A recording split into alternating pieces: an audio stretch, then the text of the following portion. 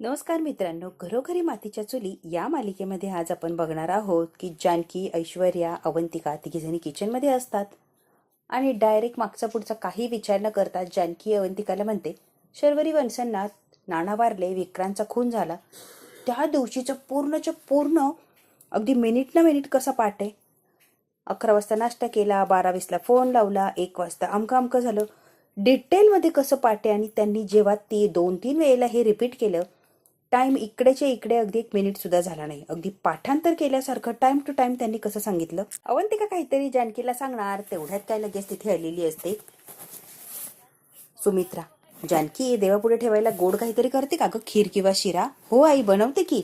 आता जानकी विषय बंद करते, जेणेकरून सुमित्रा काही ऐकू नये आणि उगाच तिचा काही गैरसमज होऊ नये. तुम्हाला जे वाटतंय ना, शरुताईंनी सगळ्या वेळा परफेक्ट कशा ठेवल्या, त्यांच्याबरोबर गोष्टच अशी भयंकर घडली की कदाचित मेमोरेबल झाला असेल तो सीन, आणि त्यामुळे त्यांच्या डोक्यात ते अगदी फिट झाले. असंही होऊ शकतंय ना, एखादी गोष्ट इतकी आघात करते की आपण ते कधी विसरूच शकत नाहीये. पण ती का आता तिच्या पद्धतीने समजून सांगण्याचा प्रयत्न करत असते की शर्वरी निर्दोष आहे, तिने हे धक्कादायक गोष्ट घडली म्हणून लक्षात ठेवलं, असंही होऊ शकतंय ना. दिवस शरुताईंच्या मनात कोरला गेलाय ना, म्हणून त्याने तंतोतंत तो पाठ केलाय अख्खाच्या अख्खा दिवस. ते का म्हणते, मी काय जे बोलतेय ना बहिणी, उगाच चुकीचा अर्थ घेऊ नका. गोष्ट ऐश्वर्याने तुमच्या मनात पेरली ना, तुमच्या मनात नव्हतीच ना. ऐश्वर्या अवंतिकाकडे बघायला लागते आणि जानकी सुद्धा अवंतिकाकडे बघते. का तिला काय सांगतेस तुम्ही, तिला काहीच सांगितलेलं नाहीये, तिने स्वतः सगळं नोटीस केलंय. काही काय बोलतेस ग तू? ऐश्वर्या, तू जरा शांत बस. जानकी म्हणते, मी बोलतीये, तू शांत बस. ऐश्वर्याने मला काही सांगितलेलं नाही अवंतिका, मी जे ऑब्झर्व केलं तेच तुला सांगतेय. माझ्या जे लक्षात आलं, मी जे बघतीये ना, मला ते खटकलं आणि खटकले मी ऐश्वर्याला बोलली असं असं. ऐश्वर्या काहीच बोलली नाही तरी सुद्धा, आणि म्हणून मी तुला बोललीये. ऐश्वर्याचा काही एक संबंध नाहीये. का आता हसते आणि म्हणते, वाण नाही पण गुण लागला बरं जानकी बहिणींना. तरी करतीये ग ऐश्वर्या, काय मस्करी असती का? जानकी मध्ये घाबरलाय ना अवंतिका मी. त्यात काही वाद म्हटलं की पोटात गोळा येतो. तुला आत्ताच सांगते अवंतिका. ऐश्वर्या छान अशी भजे बनवत असते, जानकीने चहा बनवलेला असतो. असू दे, मनात काय आणायला नको, जे आहे ते आहे, छान आहे, विचार सोडून देते मी. म्हणते, एक्झॅक्टली, द्या सोडून. जानकीने चहा बनवलेला असतो, आता शिरा बनवते. ऐश्वर्याने छान गरमागरम असे भजे बनवलेले असतात. सगळं छान आणि व्यवस्थित त्यांच्या घरात असतं, एन्जॉय करायचं असतं थोडक्यात. की सगळं खाण्यापिण्याचे पदार्थ बनवलेले असतात. ती म्हणते, आता खायला बसायचंय डायनिंग टेबलवर, तर मी शर्वरी वंशांना घेऊन येते. ऐश्वर्या म्हणते, ठीक आहे. जानकी आता शर्वरीला आणायला चाललेली असते. शर्वरी तिच्या रूम मध्ये असते, आंघोळ वगैरे करून ती फ्रेश झालेली असते. तिच्या डोक्यात विचार असतात आणि अजूनही कसलं तरी तिला टेन्शनच असतं. सुद्धा सारखा विचार तिच्या डोक्यामध्ये घोंगावतच असतो. मोबाईलच्या स्क्रीनला राहुलचा फोटो असतो आणि सारखा ती राहुलचा फोटो बघत असते. चहा नाश्ता तयार आहे, चला बरं, सगळे वाट बघता, या बाहेर चला. शर्वरी म्हणते, नकोय मला चहा, काहीच घ्यायचं नाहीये, प्लीज मला काहीच नकोय. ती म्हणते, इतक्या दिवसानंतर कुटुंबासोबत आहात, असं काय करताय, तुम्हाला यायलाच लागणार आहे. तुम्ही जर खाल्लं नाही तर बाकीचे कसे खाणार, चला बरं. वाट बघताय, सगळ्यांच्या सोबत बसून खायला तुम्हालाही मज्जा वाटणार ना, या बाहेर चला. तरी कुठेतरी हरवलेली असते, काहीतरी विचार चाललेला असतो, फार नाराज असते. असं काय झालंय, तुम्ही कसला विचार करताय, निर्दोष सुटका झालीये, तुम्ही कशाचा विचार करता आणि काय चाललंय हे? मी मागच्या काही दिवसात जे काही घडलंय ना, त्या सगळ्याचा विचार करून कसं तरी होतंय, डोकं असं बंद पडायला होतंय. बघ काय काय घडून गेलंय सगळं. पण तुमची अवस्था मी नक्कीच समजू शकतेय, का काळजी करू. त्या मोबाईल स्क्रीनवर आता राहुलचा फोटो आहे, जे जानकीकडे, म्हणजे जानकीचे लक्ष जातं आणि जानकी बघते. तुमचा फोटो अजूनही तुमच्या मोबाईलवर आहे. तो फोटो बघत बसला होता, म्हणजे अजूनही राहुलला नाहीच विसरला. जे तुम्ही राहुलचाच विचार करत होता, बरोबर आहे ना?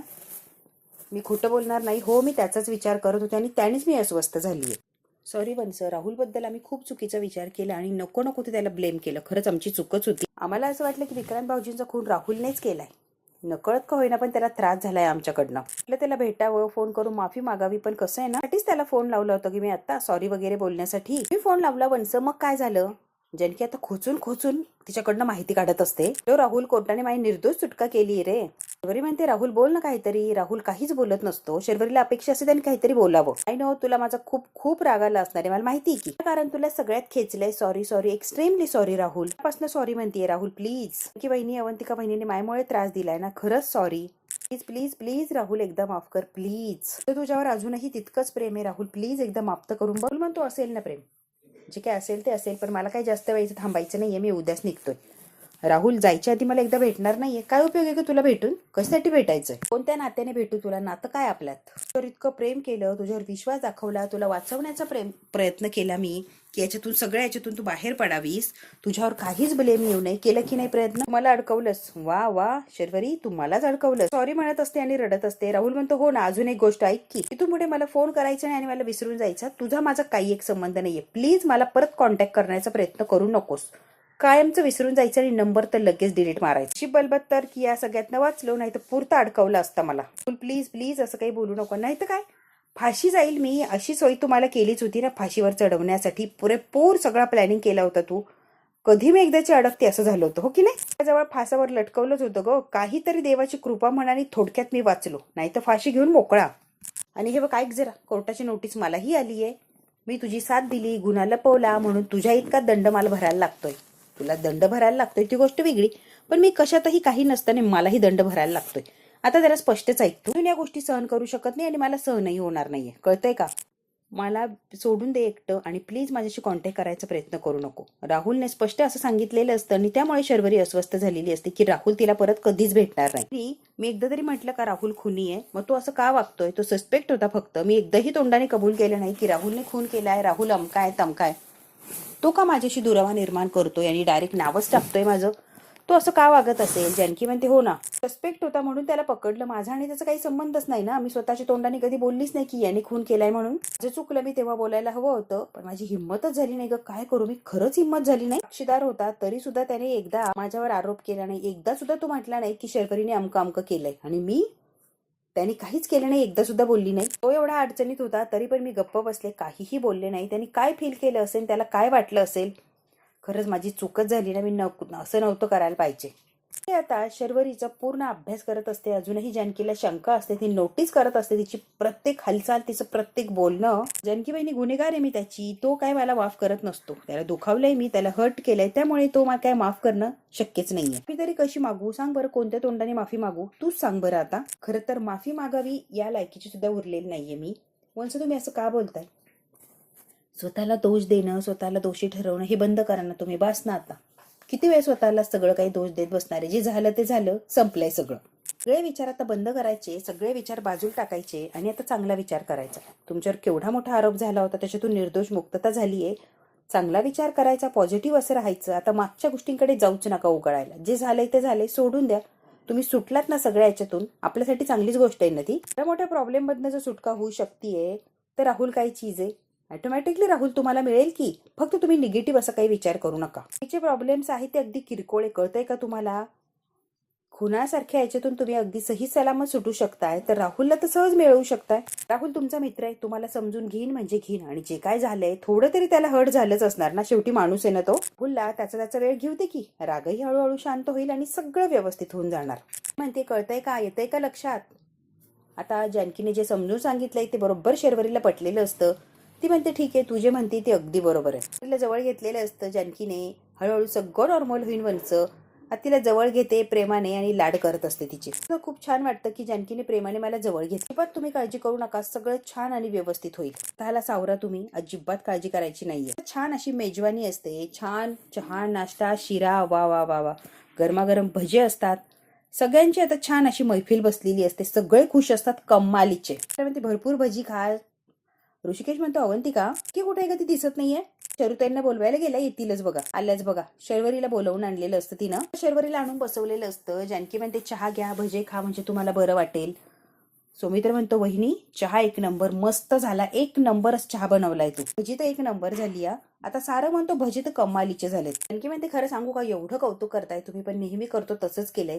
पण इतके दिवस टेन्शन, सगळं वातावरण विचित्र असं होतं. आता सगळं छान नॉर्मल वातावरण झालंय ना, त्यामुळे छान वाटतंय. काय खातोय काय पितोय आपल्याला कळत नव्हतं, पण आता सगळं छान झालंय, त्यामुळे सगळ्याच गोष्टींची चव लागायला लागली. एवढाच फरक आहे. मन आनंदी, वातावरण आनंदी, तर सगळं छान आणि व्यवस्थितच असणार. बरोबर आहे की नाही? वरचा ताण कमी झाला की सगळं छान आणि गोडच लागायला लागतं. तोच प्रकार झालाय बघा हा. जानकी म्हणते घ्या आता, सगळं छान आणि व्यवस्थित येतात. सगळे आता छान एन्जॉय करत असतात चहा भजे. पण शर्वरी मात्र अजूनही विचारात अडकलेली असते. ती एकसारखी काहीतरी विचार करत असते. तिच्या डोक्यात अजून सुद्धा काहीतरी असतं जे ती काही कोणाला सांगत नसते, पण तिच्या डोक्यात काहीतरी विचार तर नक्कीच चाललाय. म्हणतो खरं आहे तुझं जानकी, सगळेच आपण तणावाखाली होतो, सगळ्यांनाच टेन्शन होतं. मित्र म्हणते खरं आहे रे, खरंच वातावरण खूप भयंकर असं होतं. अशी परिस्थिती असून सुद्धा सुनेला नको नको ते बोलले आणि छळ मांडला होता. छळ अक्षरशः. मान्य करते ना मी, मी छळ मांडला होता या सगळ्यांचाच. मान केला, नको नको ते बोलले, रागराग केला, काय कायला असेल मी माझं मला माहिती. आता आपले गुन्हे कबूल करत असतात, आपण काय केलं आणि काय नाही त्यावेळेला सगळे आता मन मोकळं करत असतात, सगळ्यांनाच पस्तावा येत असतो. अशा वाईट प्रसंगात आपण काय आणि कसं वागलं. ऋषिकेश आता जानकीकडे बघत असतो. सुमित्राने जानकीला कसा त्रास दिला, कशी वाईट बोलली हे स्वतःच्या तोंडाने कबूल केलेलं असतं. सुमित्रालाही खरं तर पस्तावा येत असतो, तिच्या पोरीला निर्दोष सोडवलेलंच असतं.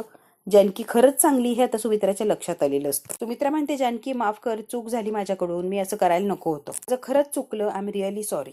माफी वगैरे मागू नका बरं, मला कसं तरी होतंय. तुम्ही कशाला माफी मागता, तुम्ही मोठा आहे ना. तुम्ही सुद्धा प्रेशरमध्ये होता म्हणून कदाचित चिडचिड व्हायची किंवा असं काही बोलला तुम्ही. मला कळतंय सगळं तुमची काय अवस्था होती.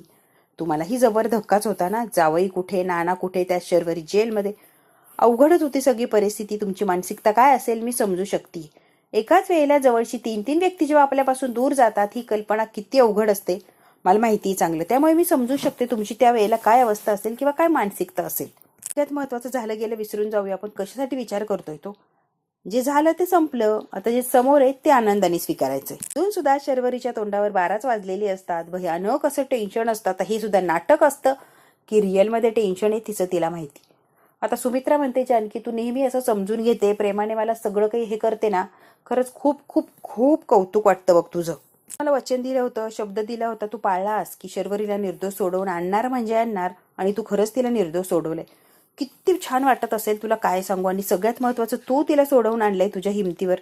त्याच्याने तर मला खूप खूप बरं वाटतंय, कारण तुला होप्स होते की वंशना मी सोडवणार आणि तू खरंच तिला सोडवलंय. आणि जी जबाबदारी तुझ्यावर टाकली होती अगदी व्यवस्थित पार पाडली, याचं खरंच छान वाटतंय. मारलेले मोती एकत्र करून परत माळ तयार केली आहे तू, म्हणून कौतुक वाटतं ग. विखरलेले मोती विखरू दिले नाही किंवा इकडे तिकडे सांडू दिले नाही. जरी सांडले तर परत स्वतःच्या याने तू एकत्र जोडले आणि माळ तयार केली. कौतुक करावं तितकं थोडंही जानकी. सुमित्राला तिची चूक रिअलाइज झालेली असते. सगळ्या सुनांची ती माफी मागत असते आणि सगळ्यांना थँक्यू असं म्हणत असते, कारण या सगळ्यांनी प्रयत्न केलेले असतात म्हणून शरूसही सलामत बाहेर आलेली असते. आता अवंती काकाची माफी मागत असते, हात जोडून शर्वरीची माफी मागत असते, थँक्यू म्हणत असते. तुझ्यामुळे माझी पोरगी निर्दोष सुटली आहे, थँक्यू सो मच. तू जे एवढी मोठी रिक्स दाखवली नसती, रिक्स घेतली नसती तर हे शक्यच नव्हतं. खूप उपकार आहेत माझ्यावर. आई काय बोलता हे उपकार वगैरे असं करू नका ना प्लीज. तुमचे हात जोडण्यासाठी नाही तर आमच्या डोक्यावर आशीर्वाद देण्यासाठी. म्हणते आम्हाला फक्त आशीर्वाद हवाय, हात वगैरे जोडू नका प्लीज. की म्हणते चला बऱ्याच दिवसांनी चहा आणि भजीचा आनंद घेऊया. चला बरं, नका तो विचार करूया कुठचा. सगळे खात असतात, मस्तपैकी एन्जॉय करत असतात. चहा भजी खात असतात, एन्जॉय करत असतात. आनंदाचं वातावरण असतं. तेवढ्यात काय दारावर कोणीतरी येतं आणि कोणी आहे का म्हणून आवाज देतं. सौमित्र म्हणतो कोण आलं असेल, थांबीत जाऊन बघतो. आता सौमित्र स्वतः चाललेला असतो. दारावर कोण आलंय, पार्सल असतं. सौमित्र घेतो आणि थँक्यू असं म्हणतो. तो डिलिव्हरी बॉय आता निघून गेलेला असतो. सारंग म्हणतो अरे दादा कोण आहे सांग की. केक आज कुणाचा बर्थडे आहे रे दादा, कोणी ऑर्डर केला आणि कोणासाठी केक हवाय. आता अवंतिका सौमित्राला विचारत असते आणि सौमित्र अवंतिकाच्या जवळच उभा असतो. केलाय तुझ्यासाठी अवंतिका, माझ्यासाठी काय सोमी. अवंतिकाला फार छान वाटतं की माझ्यासाठी त्याने केक ऑर्डर वगैरे केलाय. फार तिला छान वाटतं आणि इतकी आनंदी असते. तिला खूप आनंद झालेला असतो. माझा विचार करतोय सोमी आणि नॉर्मल वागायला लागलाय. त्यांच्यात आता सगळं छान असं झालेलं असतं. तुझ्याकडनं अप्रिशिएशन मिळणं, थँक्यू सो मच सोमी. मलाच काय सगळ्यांनाच असं वाटलं होतं ओपन अँड शट केस आहे, आपण हरणार म्हणजे हरणार, यात काही शंकाच नाही. पण तू हिंमत हारली नाही आणि लढलीस. Thank you so much. तुझे कौतुक करावं तेवढं थोडं आहे. अवंतिकाचं कौतुक करत असतो सौमित्र आणि खूप सगळेच हसत असतात. सगळ्यांना छान वाटतं. अवंतिकाने धीर दाखवला म्हणून काहीतरी होऊ शकलं. तू केस घेतलीच नाही तर जिंकून सुद्धा दाखवली. मी लांबूनच घाबरलो आणि केस घेतलीच नाही, पण तू घाबरली नाही, डगमगली नाही, हिमतीनं केस घेतली आणि ती केस जिंकून सुद्धा दाखवली. तुझं कौतुक करा म्हणत तेवढं कमी आहे खरंच. कुठून येते का एवढी हिंमत आणि कुठून एवढं बळ येतं. सौमित्र आता इतकं कौतुक करत असतो अवंतिकाचं की मी खरंच घाबरलो होतो म्हणून मी केस घेतली नाही, पण तू मात्र डगमगली नाही आणि जिंकून दाखवलं. वा, खरंच मांडलं तुला. म्हणते हे आनंद, हे सेलिब्रेशन एकटीचं नाहीये, सगळ्यांनी साथ दिली, सगळे बरोबर होते म्हणून काय आपण सगळं करू शकलोय. आणि केक काय मी एकटी कापणार नाही, आपण सगळ्यांनी कापणार आहोत, कारण सगळ्यांचं सेलिब्रेशन आहे, सगळ्यांचाच आनंद आहे. कळतंय का, सगळ्यांचंच कौतुक करायला पाहिजे. सगळ्यांनीच एकमेकांना साथ दिली, हिंमत दिली. खरं तर एकट्याचं काही नाहीये आणि माझं मासाचं काहीच नाहीये, सगळ्यांचंच कौतुक आहे. आनंद झालेला असतो. त्यांना केक आणलेला असतो, सगळ्यांनी मिळून सगळे एकत्र आलेले असते, ऑल फॅमिली, आणि मग केक कट केलेला असतो. सगळ्यांच्या चेहऱ्यावर आनंदाने असं तेज आलेलं असतं. सगळं आवरलेलं असतं. ऐश्वर्या तिच्या बेडरूममध्ये असते आणि पुस्तक वगैरे काहीतरी वाचत असते, रिलॅक्स असते.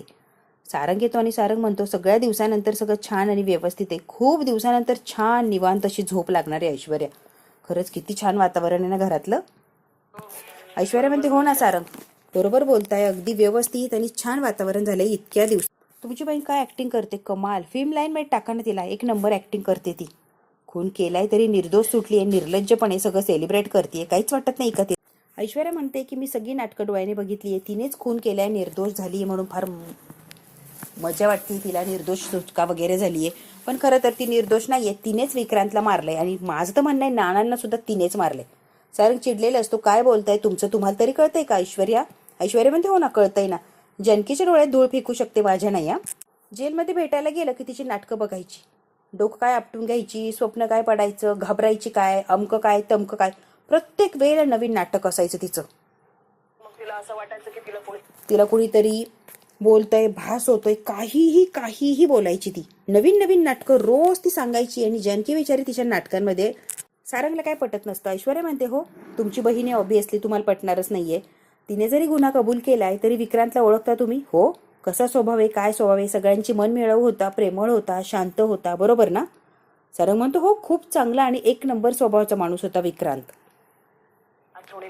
जानकी म्हणते, ठीक ना, होता ना एक नंबर, मग एक नंबर असलेला माणूस अचानक कसा एवढा बदलेल. नानांना विक्रांत मारेल तरी सुद्धा वाटते, का नाही मारणार. शरुताईने सगळ्यांच्या समोर कोर्टात कबूल केलंय की नानांना मारताना स्वतः बघितलंय, तिने सांगितलंय, दुसरं कोणी बघितलं नाही ना. आणि मुळात विक्रांत नाहीच ना खरं खोटं सांगायला, त्यामुळे शरू जे सांगते सगळं रंगवून सांगते. नानांचा जेव्हा खून झाला तेव्हा ती म्हटली का नानांचा खून विक्रांतने केलाय वगैरे. नंतर विक्रांतचा खून तिने केला ते सुद्धा नाही म्हटली ती. तोपर्यंत नाटकच करत राहिली. जेव्हा सगळं प्रकरण तिच्या अंगाशी येते असं वाटलं, मग तिने कबूल केले की तिने विक्रांतला मारलंय. येतंय का लक्षात सारंग. आता ऐश्वर्या जे सांगते, सारंग त्या गोष्टींचा बारीक विचार करायला लागलेलो असतो. कसं आहे ना सारंग, तुमच्या दृष्टीने ती फार इनोसंट आहे, फार शांत आहे, फार सगळीच आहे, फार प्रामाणिक आहे, हे सगळं तुमच्या दृष्टीने बरोबर ना. मग तिने आधीच का नाही सांगितलं, आधीच का तिने कबूल केलं नाही, ती प्रामाणिकपणे का आधी सांगू शकली नाही, आणि लगेच सगळं अंगावर यायला लागलं की लगेच सगळं सांगून मोकळी झाली. कळतंय का सारंग. जरा विचार करा की जेव्हा फाशी बसायला लागली ना तेव्हा तिने सगळं कबूल केलं, त्याच्या आधी तिने काहीच कबूल केलं नव्हतं. कळतंय का सारंग. आता सारंग सुद्धा ऐश्वर्याची बोलली आहे त्याचा विचार करत. खरं तर सारंगची सुद्धा बोलती बंद झालेली असते, कारण ऐश्वर्याने जे पॉईंट मारलंय अगदी बरोबर पॉईंट असतात ते. आता जानकीची काही वेगळी अवस्था नसते. जानकी रिलॅक्स छान फ्रेश राहायचं सोडून टेन्शनमध्ये असते आणि विचारच करत असते. आता बेडरूममध्ये असते आणि तिथे ऋषिकेश आणि जानकी आता बोलत असतात. वंसनमुळे राहुल अडकला केसमध्ये, राहुलला फाशी झाली असती, वंसने एकदा सुद्धा तो निर्दोषी असं सांगितलं नाही, म्हणून आता राहुल आणि वंसच्या मध्ये वादविवाद सुरू झाले आणि राहुल कायमचं सोडून द्यायचं म्हणतोय. त्यामुळे वंस टेन्शनमध्ये आणि त्यांना बरंच वाटत नाहीये की राहुल माझ्याशी बोलणार नाही, भेटणार नाही आणि माझी मैत्रीच तोडतोय तो. त्यामुळे राहुलला त्रास झाला असं गिल्ट आहे. खरं माझ्याही मनात गिल्ट आहे, कारण आम्ही सुद्धा राहुलला ब्लेम केलं आणि टॉर्चरच केलंय. म्हणतो राहुलची चूक आहेच की. राहुलने स्वतःला जर सुरुवातीला थांबवलं असतं ती ह्या घटना घडल्याच नसते. तुमचं अगदी बरोबर आहे, पण कधी कधी माणूस भावनाच्या याच्यात वाहून जातो, एवढं तर आपण मान्य करायला पाहिजे. इमोशनल झाल्यावर काय करणार. अशाच परिस्थितीत त्या अडकल्या, गोंधळल्या, घाबरल्या, म्हणून त्यांनी काही सगळं फेस नाही केलं सुरुवातीला किंवा त्यांनी सांगितलं नाही, आणि राहुलही त्यात अडकत गेला. होऊ शकतंय ना. परिस्थितीत सुद्धा राहुलने साथ सोडली नाही, त्यांना साथ दिली, असा आपण विचार करू शकतोय ना. कळतंय का तुम्हाला मला काय म्हणायचंय. आता ऋषिकेशला काही पटत असतं, काही पटत नसतं, पण जानकी पटवून देण्याचा प्रयत्न करत असते. खरं तर जानकीलाही काही पटत नसतं, पण आता वाद घालवायचे नसतात किंवा जे चांगलं वातावरण आहे ते खराब करायचं नसतं. जानकी सुद्धा ऋषिकेशला पटेन, रुचेल असंच बोलण्याचा प्रयत्न करत असते, त्याच्या मनात मन घालण्याचा प्रयत्न करत असते. खरं तर तिला शर्वरीचं वागणं बोलणं खटकलेलं असतं. जसं ऐश्वर्याला खटकले तसं हिला सुद्धा खटकले, पण आता उगाच नसत्या शंका कुशंका घेऊन वातावरण खराब करायचं नाही. राहुल आता मुळशी सोडून बेंगलोरला चाललाय. त्या गोष्टीचा शर्वरी वंसल जास्ती त्रास होतोय आणि ते एकट्या पडणार की काय असं इन्सिक्युअर वाटतंय. मला काय म्हणायचं, एकदा राहुलला भेटलो असतो ऋषिकेश आणि जरा समजूत काढली असती त्याची, समजवलं तर कदाचित तो समजू शकतोय. कसं वाटतंय तुम्हाला. ऋषिकेश म्हणतो, एकीकडे शर्वरी फार त्रास करून घेते, तू मला सांगते, तू काय करते, तूही त्रासच करून घेते ना, झालं तर झालं, सोडून दे. ऋषिकेश जानकीची समजूत काढतो. खरं तर राहुलचा राग त्यालाही येत असतो. जानकीला म्हणतो, शांत बस आणि अजिबात कशाचा त्रास करून घेऊ नको, रिलॅक्स झोप बरं तू जानकी. ऋषिकेश झोपलेला असतो. जानकीचे विचार जे असतात डोक्यातले ते काही जात नसतात, त्यामुळे जानकीला काही झोप लागत नसते. तर मी बोलले नाही तर माझं मन मला खात राहील, त्याची माफी मागणं गरजेचं आहे. काही झालं तरी राहुलची उद्या मी माफी मागणार म्हणजे मागणार. जानकीने मनातल्या मनात ठरवलेलं असतं. त्या जानकी राहुलकडे जाणार आहे आणि त्याची माफी मागणार असते. हा भाग तर इथे संपतो. पुढच्या भागात काय होणार अगदी थोडक्यात बघूया. शर्वरी आता राहुलला भेटायला आलेली असते. त्याला घट्ट अशी मिठी मारते आणि पैसे मिळाल्यावर दोघे निघून जाणार असं आपल्या ठरलं होतं, बरोबर ना? आता राहुल आणि शर्वरी अजून काही बोलणार तेवढ्यात काय दारावरची बेल वाजलेली असते. दोघंही घाबरतात की कोण आलं असेल. जानकी, अवंतिका, ऐश्वर्या तिघीही आलेले असतात राहुलची माफी मागण्यासाठी आणि शर्वरी म्हणते मी लपते कारण तुझ्यासोबत मला कोणी बघायला नकोय.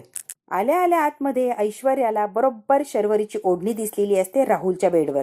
आतमध्ये ते आलेले असतात. तुला दुसरं काही बोलायचं, माफी वगैरे मागायची, सॉरी वगैरे म्हणायचं त्याआधीच आता शर्वरीची ओढणी बघितलेली असते. त्यामुळे यांच्या डोक्यात वेगवेगळ्या नको नको त्या शंका सुरू झालेल्या असतात आणि सगळंच काही आता होतं त्यापेक्षाही उलटं घडून बसलेलं असतं. जानकी खरं तर राहुलची माफी मागायला आलेली असते, पण शर्वरी असते आणि शर्वरी लपून बसलेली असते यांना बघितल्यावर. त्यामुळे यांच्या डोक्यात जी शंका असते ती अजून स्ट्रॉंग झालेली असते. आणि आता बघू जानकी, अवंतिका, ऐश्वर्या तिघी जणी शर्वरीवर डाऊट घेणार का? ऐश्वर्या जे म्हणत होती ते खरंच आहे का? खरंच शर्वरीने आणि राहुलने मिळून विक्रांतला आणि नानांना मारलंय. दोघांनी मिळून प्लॅन केला आणि जबरदस्त असा प्लॅन डोकळवून निर्दोष सुटली शर्वरी. हे जे ऐश्वर्या सारखं सारखं सांगतीये ते खरं आहे.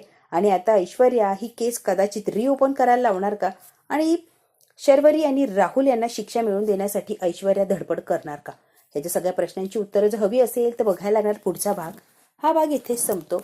व्हिडिओ आवडल्यास लाईक, शेअर, सबस्क्राईब नक्की करा. धन्यवाद मित्रांनो.